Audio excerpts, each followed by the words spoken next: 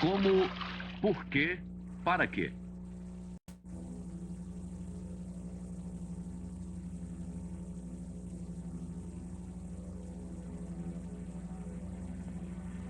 Estes cactos vivem numa região árida.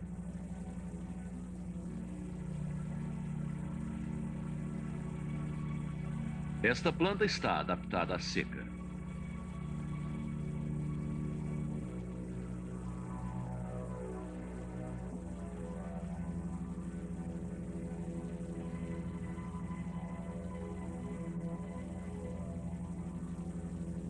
Nem todo cacto consegue sobreviver neste clima. As plantas de florestas tropicais pluviais também têm problemas de água quando não chove há algum tempo. A planta revive com a água.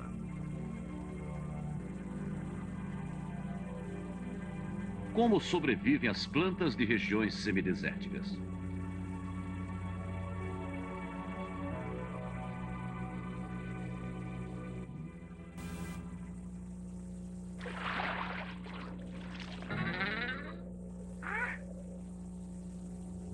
Este vaso recebe água regularmente, o outro não, e suas flores estão murchando. As catástrofes naturais da seca sempre são ameaça à agricultura. A planta jovem cai quando falta água, pois as células que sustentam o vegetal de pé perdem a pressão necessária.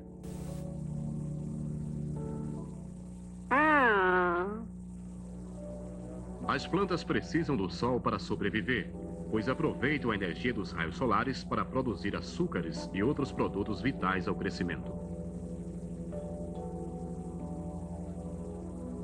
O calor do sol também pode ter efeitos negativos para a planta. A folha perde muita água através desses poros minúsculos e pela epiderme.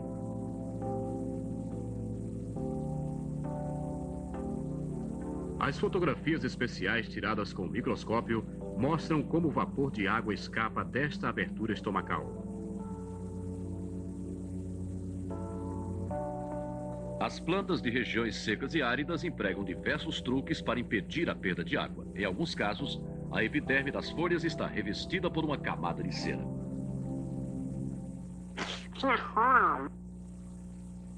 Esta proteção subtrai muito a perda de água por evaporação. Outras plantas reduzem a sua superfície produzindo poucos galhos curtos. Em certos casos, as folhas nascem diretamente sobre o caule, diminuindo assim mais ainda a superfície de evaporação.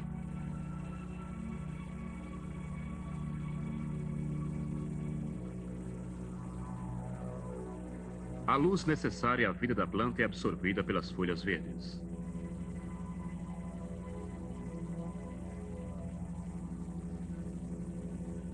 Esta planta não tem folhas para reduzir mais ainda sua superfície de evaporação. A substância verde que absorve os raios solares está no caule e nos ramos.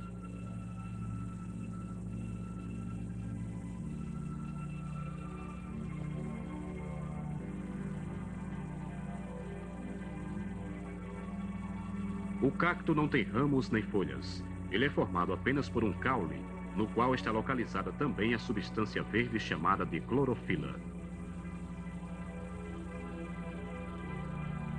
Podemos observar no cacto morto o esqueleto lenhoso que une o sistema condutor de água.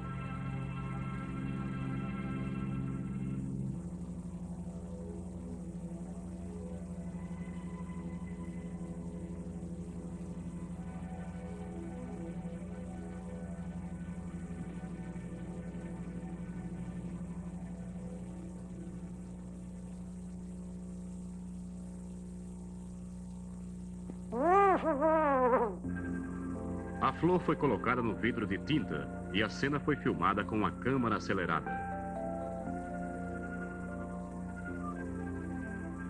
Depois de 24 horas, a flor está azul.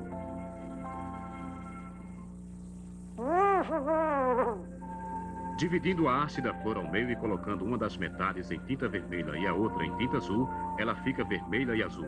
Isto mostra o funcionamento do sistema condutor de água na planta. A água sobe por estes vasos. As folhas murchas do salsão voltam a seu normal em poucas horas quando recebem água.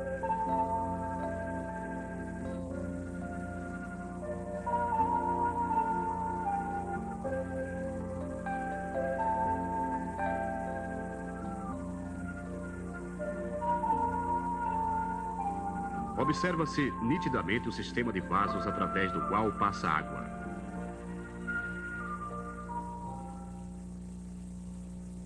Este sistema condutor de água tem muitas ramificações em todas as partes da planta.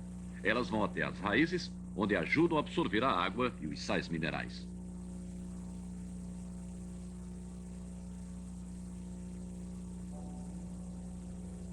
Sementes como a ervilha absorvem a água com muita força. Quando colocadas em água, incham em poucas horas. Esta força de embebição pode ser aproveitada para travessuras.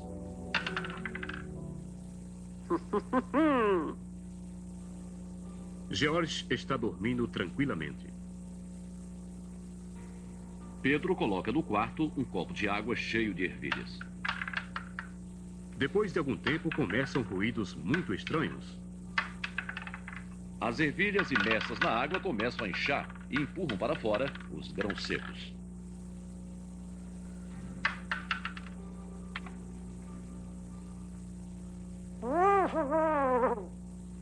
A força de embebição de sementes como a ervilha é muito forte. Ela consegue levantar, por exemplo, esta tampa.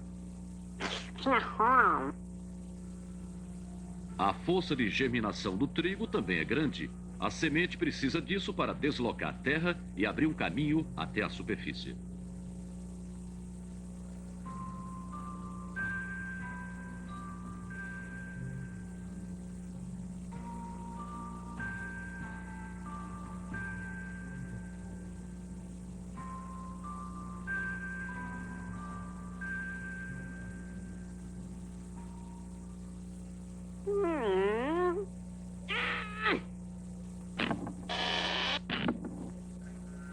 As plantas de lavoura também crescem no deserto quando tem água à sua disposição. Estas plantações são irrigadas artificialmente.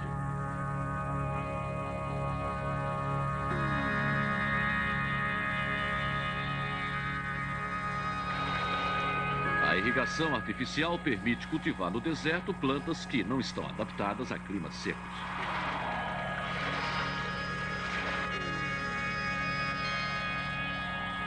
Os oásis sobrevivem durante séculos porque as plantas têm água à sua disposição.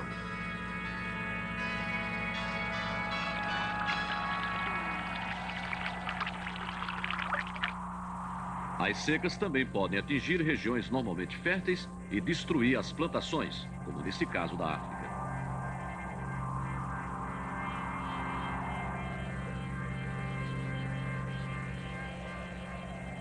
Estes solos vulcânicos são cultivados com plantas que precisam de pouca água. As chuvas são muito esporádicas nesta região e os períodos de seca são contornados com a irrigação artificial. O cacto é o mestre na sobrevivência em regiões áridas e seria uma alternativa para a irrigação artificial. Poderia servir de forragem para os animais, mas é pouco útil para o ser humano.